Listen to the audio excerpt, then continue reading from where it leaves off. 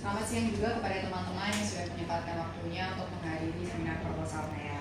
Kali ini saya akan membawakan judul penelitian yang berjudul Konstruksi Masyarakat mengenai akulturasi budaya Misa Jumat Legi di Desa Posarang, Kabupaten Kendal. Ya, khususnya tentang akulturasi dan sinkretisme keagamaan di Indonesia. Maksudnya dengan adanya penelitian ini diharapkan bisa menambah literatur mengenai akulturasi budaya dan sinkretisme dalam konteks keagamaan di Indonesia. Ini bisa meningkatkan kesadaran masyarakat untuk melestarikan nilai-nilai lokal dalam praktik keagamaan. Baru satu pertanyaannya.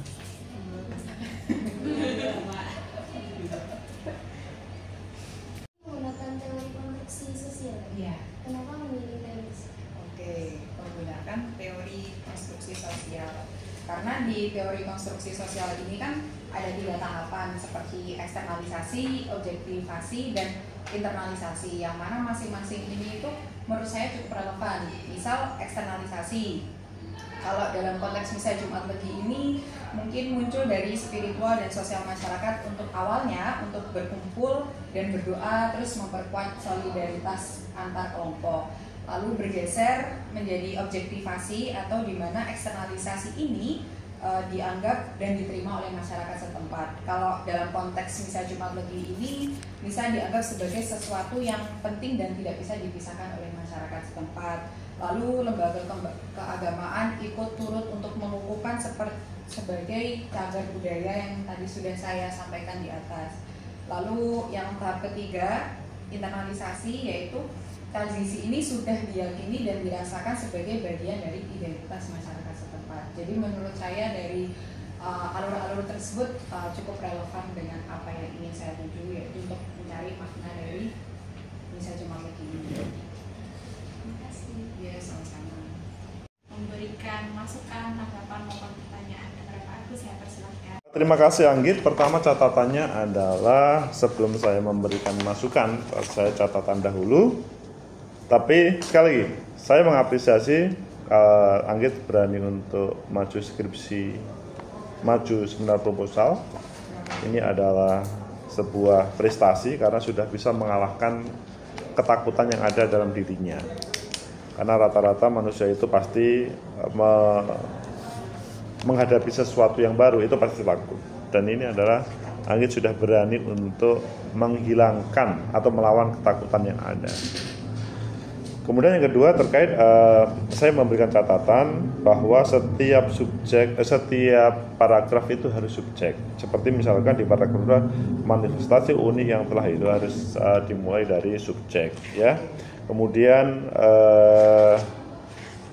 misalkan di halaman 3 dari sudut pandang ilmu, itu harus dimulai dari subjek dan selanjutnya, ya. Kemudian sekarang adalah ketika dihubungkan dengan konstruksi masyarakat mengenai akulturasi budaya Misa Jumat Legi di Desa Posarang, Kabupaten Kendal, sebetulnya yang akan kamu teliti apa sih? Mengenai makna bagaimana masyarakat setempat memaknai misa tersebut juga.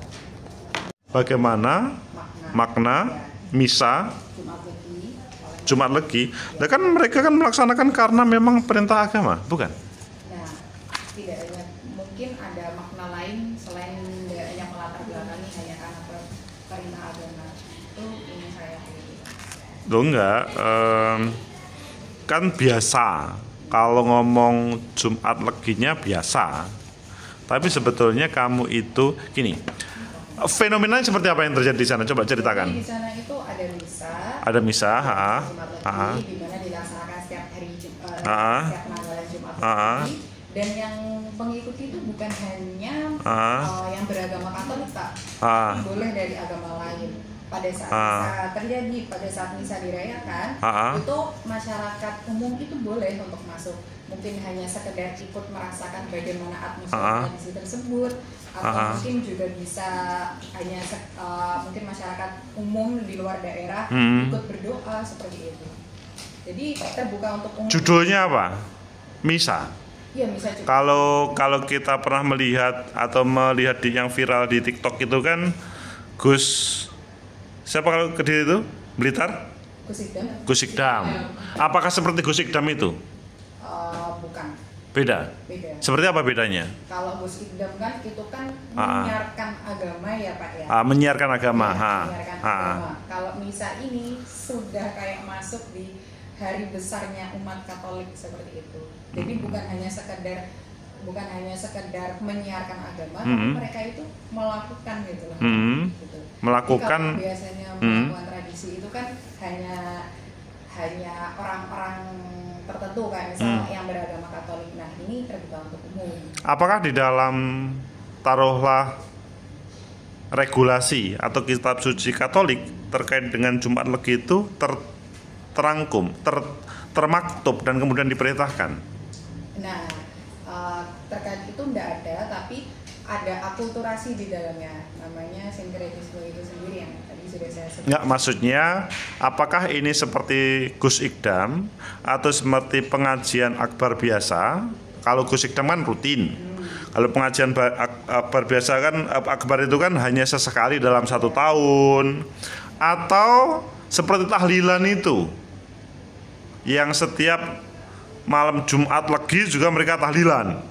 Ya, bisa jadi seperti itu, seperti tahlilan itu sendiri. Oh, seperti tahlilan. Kalau di kita seperti tahlilan. Oke. Kemudian pada waktu seperti tahlilan itu non Katolik bagaimana? Iya, boleh untuk ikut serta. Apakah juga ada yang ikut serta? Ada Pak, ada. Seperti apa? Ya, banyak dari masyarakat luar, dari Kedirinya sendiri. Itu sendiri kan jadi tempat wisata kan Pak. Dekat situ juga ada seperti penginapan. Nah, pada saat perayaan itu karena sudah memang regulasinya terbuka untuk umum, jadi mereka pun juga ingin tahu bagaimana sih misa itu terjadi di Jumat Legi, yang mana ada keunikan nih di dalamnya. Kayak misal pada saat misa itu diiringi oleh gamelan dan lain sebagainya. Apa? Gamelan seperti itu. Terus mereka masyarakat setempat juga menggunakan pakaian yang Jawa lurik seperti itu. Asumsi awalmu atau observasi awalmu menemukan apa? Kira-kira non Katolik kemudian terlibat dalam proses misa Jumat Legi itu? Hanya sebagai pengunjung. Enggak, maksudnya mereka tertarik itu loh. Ya. Apa? Mungkin berbicara motifnya atau mungkin berbicara rasionalitasnya apa? Karena hanya ingin tahu bagaimana misa itu terjadi terkhusus. Kalau ingin tahu kan hanya sekali. Ya, tapi kan orang ke situ kan, katakanlah misal saya sekali ke situ, oh udah pernah, mungkin nanti temen yang lain ingin tahu gitu Pak. Tapi tetap ada orang non-muslim. Jadi itu yang akan kamu teliti? Ya bisa. Ya. Yang mana yang akan kamu teliti? Pemaknaannya terhadap masyarakat setempat, terus bagaimana? Yang non Katolik atau semuanya? Semuanya. Semuanya. Mengapa di proposalmu tidak kamu tulis? Saya masukkan setelah ini mungkin kurang. Kamu itu menjelaskan detail begitu, tapi di proposalmu tidak ada. Ya, apa maksudnya ini? Makasih ya Pak. Oke. Jadi itu sebetulnya. Jadi kadang-kadang kita itu diwawancarai secara mendalam tentunya ya, tidak hanya interogasi. Kemudian alasan-alasan lain yang lebih menarik, yang lebih kuat di latar belakang bisa lebih ditekankan atau dipertajam. Mungkin dari saya itu saja Pak Arif, Pak Agus, terima kasih. Assalamualaikum. Waalaikumsalam. Terima kasih banyak Bu Refti. Makasih Bu Refti. Bintang ya? Anggit.